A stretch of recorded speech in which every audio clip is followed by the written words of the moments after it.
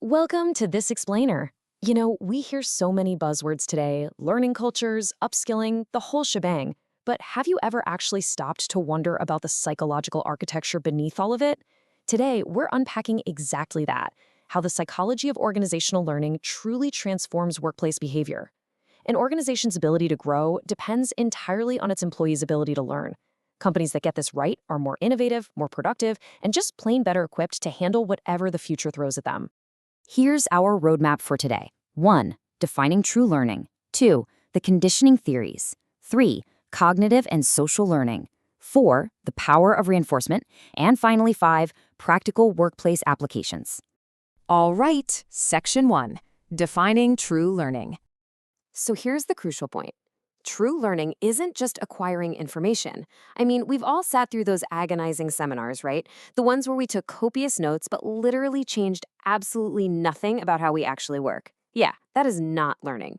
The strict psychological definition is that learning is a relatively permanent change that actually leads to positive behavioral change and improved performance. If you're just repeating the exact same mistakes, well, genuine learning just hasn't happened yet. To get to that genuine improvement, learning has to progress through 4 distinct elements. It starts with knowledge, acquiring new concepts. Then comes experience, because let's face it, theory alone just isn't going to cut it. You need that practical exposure. And this inevitably leads to change, which is a real modification in how you think or act. Finally, we reach improvement. That's the ultimate objective. Organizations don't just invest in learning for the fun of it, right? They invest because improved employees directly equal improved organizational performance. Moving right along to Section 2, the conditioning theories. Okay, we've got 2 heavy hitters in early psychology here. Ivan Pavlov's classical conditioning focuses on how a stimulus triggers a response, so it's all about association. Meanwhile, B.F. Skinner's operant conditioning completely flips the script. He focuses on the consequences that follow a behavior.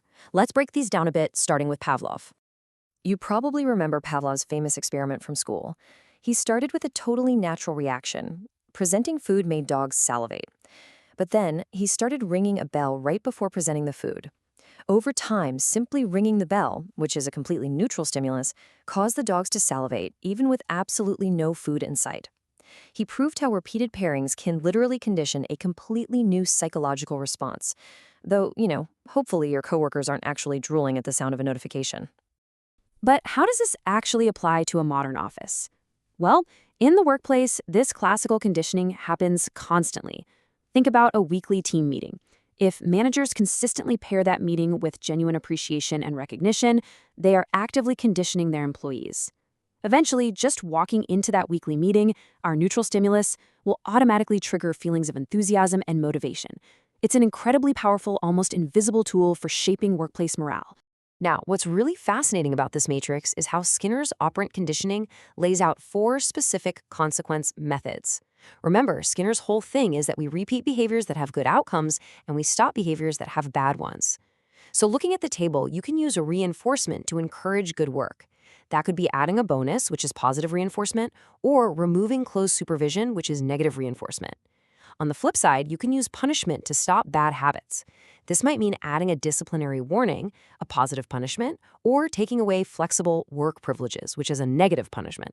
All right, on to Section 3, cognitive and social learning.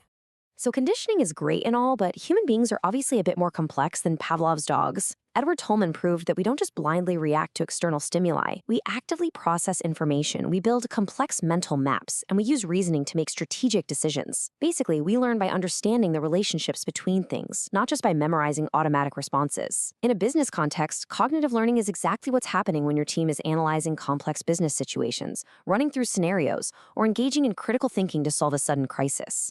Taking this a step further, Albert Bandura's social learning theory introduced the massive idea that we can learn highly complex behaviors simply by observing successful role models. We don't always need direct personal experience to learn.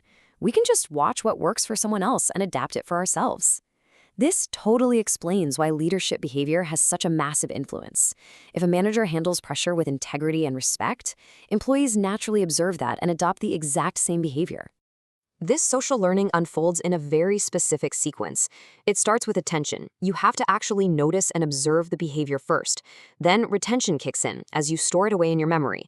Next comes motor reproduction, where you actually attempt the behavior yourself. And finally, reinforcement steps in. If you get a wing from this new behavior, well, you're definitely going to keep doing it. Which brings us to Section 4, the power of reinforcement. So looking at how this drives actual productivity, you can strengthen a desirable behavior either by adding a positive reward, like a bonus or some public recognition, or by removing an unpleasant condition. For example, if an employee consistently hits their targets, removing the super annoying condition of micromanagement acts as negative reinforcement. Both of these methods dramatically increase the likelihood that their excellent performance will continue. It is absolutely crucial to note here that relying on positive reinforcement builds much stronger long-term engagement and job satisfaction than relying on punishments. While punishment might stop a bad behavior temporarily, let's be honest, it usually just breeds resentment. Recognition and rewards, on the other hand, actively build a culture of high motivation and proactive success. It's a real game changer. And finally, Section 5, practical workplace applications. Look, understanding the psychology is only half the battle. Building the actual infrastructure is the other. These psychological foundations directly power the structural pillars of HR. They inform formal training and development programs to boost technical skills. They shape performance management through incentives and constructive feedback. And they ensure consistent discipline and behavior modification through clear enforcement of workplace ethics. Let's look a little closer at a couple of these in action. For example, mentoring programs are a direct, real-world application of Bandura's social learning theory. By pairing experienced employees with less experienced colleagues, you're intentionally setting up a dynamic for observation, retention, and reproduction. It systematically accelerates learning because new employees have a direct, living role model for professional behavior and leadership. Moreover, modern companies are increasingly relying on self-management, where employees use cognitive learning principles to direct their own learning. Instead of just waiting around for a manager to provide a stimulus, self-managed employees analyze their own environment, continuously evaluate their performance, and adapt independently. This kind of self-directed learning is absolutely critical for agility in today's fast-paced environment. And this continuous adaptability, it's literally more critical right now than ever before. The modern business landscape is rapidly shifting. Advancements in AI, automation, digital transformation, and the massive transition to remote work mean that skills become obsolete incredibly fast. Organizations that establish a strong learning culture aren't just casually improving employee capabilities. They are ensuring they remain resilient, innovative, and actually capable of sustaining a competitive advantage. So, as we wrap up this explainer, I really want to leave you with a vital question to chew on. Is your organization truly facilitating continuous learning, or are you simply passing around information? Remember, true learning requires a permanent change.